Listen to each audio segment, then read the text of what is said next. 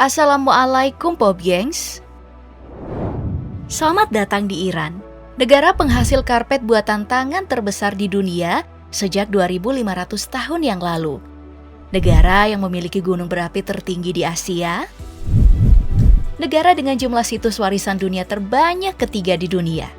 Negara yang penduduknya mirip Arab tapi nggak mau dipanggil Arab. Kita akan berjalan-jalan ke negara ini hanya dalam beberapa menit.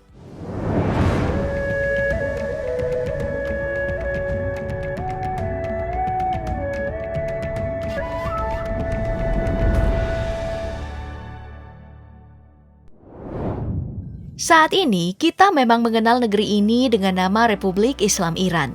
Namun sejak zaman kuno hingga tahun 1935, Iran masih disebut Persia oleh dunia barat. Tapi sampai sekarang, masih banyak juga yang menyebutnya dengan sebutan Persia. Dan itu tidak dilarang kok. Bahkan nama Iran sendiri berasal dari bahasa Persia yang berarti tanah bangsa Arya. Makanya, jika dilihat sekilas, gaya berpakaian dan wajah orang-orang Iran terlihat mirip dengan orang-orang Arab. Tapi, jangan sekali-kali ya memanggil mereka dengan sebutan Arab, karena mereka memang bukan Arab. Mereka adalah Persia. Bangsa Persia yang berasal dari ras Indo-Eropa atau Arya yang menggunakan bahasa Farsi atau Persia. Emang sih bahasa ini mirip dengan bahasa Arab, tapi tetap gak sama. Sebagai negara yang termasuk Asia Barat, Iran berbatasan langsung dengan Pakistan dan Afghanistan di bagian timur, Turki dan Irak di bagian barat, perairan Teluk Persia dan Teluk Oman di bagian selatan, dan Laut Kaspia di bagian utara. Selain itu, Iran juga diapit oleh Azerbaijan dan Armenia di bagian barat laut, serta Turkmenistan di bagian timur laut. Luas wilayah Iran keseluruhannya adalah 1.648.195 km persegi. Luasnya mencapai 13 kali lipat dari luas Pulau Jawa, dengan jumlah penduduk mencapai 86.758.304 jiwa. Negara ini terbagi atas 30 governorat atau provinsi dengan ibu kota negara bernama Teheran. Meski 99% penduduk Iran beragama Islam, namun negara ini mengakui 4 agama kok, yaitu Katolik, Yahudi, dan Majusi. Jadi tak heran jika kamu berkunjung ke ibu kota Teheran, tidak sulit menemukan gereja, sinagoge, dan masjid tentu saja. Kelompok etnis terbesar di negara ini adalah Persia 65%, menyusul Azerbaijan 16%. Namun, ada kelompok etnis lainnya yang mewarnai kehidupan warga Iran. Mereka adalah suku Kurdi 7%, suku Lur 6%, suku Baluchi 2%, serta kelompok-kelompok suku Turki seperti Kaskai 1%, kelompok non-Iran Turkmen 1%, dan kelompok non-Turki seperti Armenia, Georgia, Assyria, Circassia, dan Arab juga ada, meski semuanya tidak lebih dari 3%. Jika dilihat dari peta persebaran penduduk ini, cukup jelas jika sebagian besar wilayah Iran justru tidak berpenghuni padat. Itu karena luas wilayah Iran yang sebagian besar berupa gurun gersang dan tandus yang panjang wilayahnya mencapai 1.287 km. Selain itu, Iran didominasi oleh rangkaian pegunungan kasar yang memisahkan dataran tinggi dengan wilayah lebih rendah. Tapi meski wilayah-wilayah yang dapat dihuni, yang dapat diakses transportasi sedikit karena medannya yang kasar, ternyata hal itu bisa menjadi sisi keuntungan negara ini, terutama sebagai pertahanan alami melawan invasi militer skala besar. Dan puncak tertinggi di negara ini ada gunung berapi tidur bernama Gunung Damavand yang menjulang hingga 5.670 meter di atas permukaan laut. Gunung ini merupakan gunung berapi tertinggi di dunia.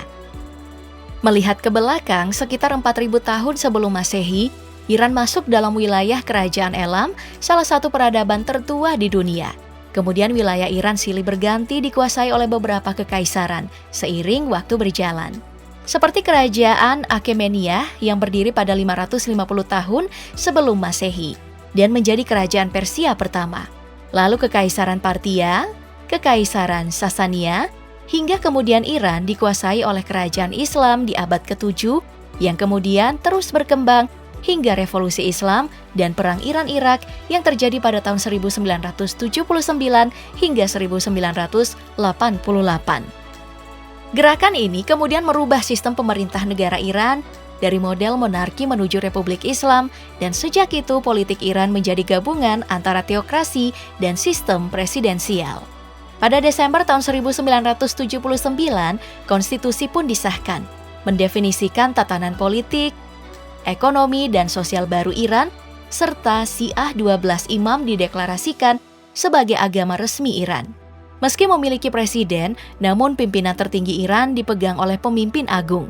Dalam sejarahnya, Iran telah memiliki dua pemimpin agung, yaitu Ruhollah Khomeini dan Sayyid Ali Khamenei, yang telah menjabat sejak kematian Khomeini hingga saat ini. Meski revolusi Iran diakui sebagai revolusi paling berpengaruh di dunia, selain revolusi Prancis dan revolusi Uni Soviet, namun ternyata revolusi ini berdampak besar bagi perempuan yang merasa tertekan dengan munculnya banyak aturan baru yang ketat.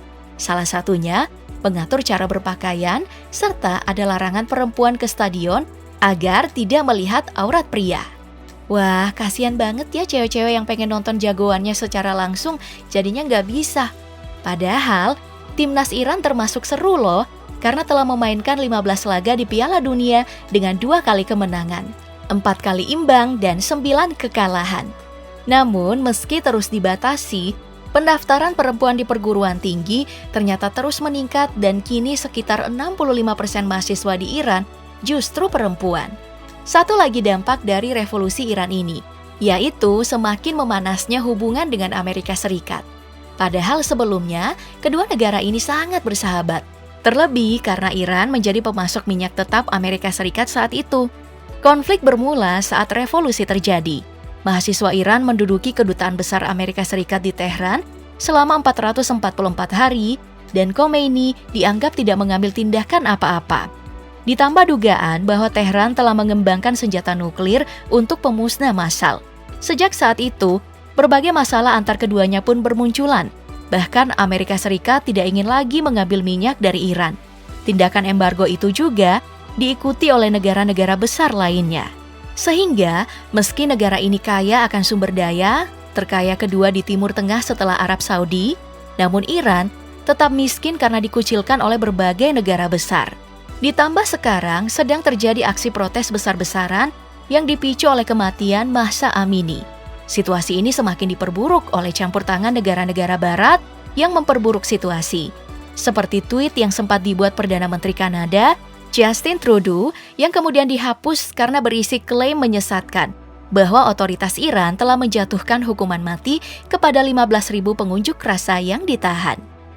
Tidak tinggal diam karena dikucilkan dan diberi sanksi, Iran ternyata justru menjadi mandiri dan cukup maju dalam bidang sains, teknologi militer, dan ekonomi sejak dikucilkan dan diberi sanksi. Salah satu buktinya adalah kemampuan mereka menciptakan pesawat tak berawak Shahid 136 yang dikenal sebagai drone pembunuh buatan Iran. Iran juga memiliki komoditi ekspor non-minyak yang tak kalah besar nilainya, seperti kacang pistakio dan karpet. Tahun ini, ekonomi Iran sepertinya membaik. Soalnya PDB negara ini mencapai $1.739.021.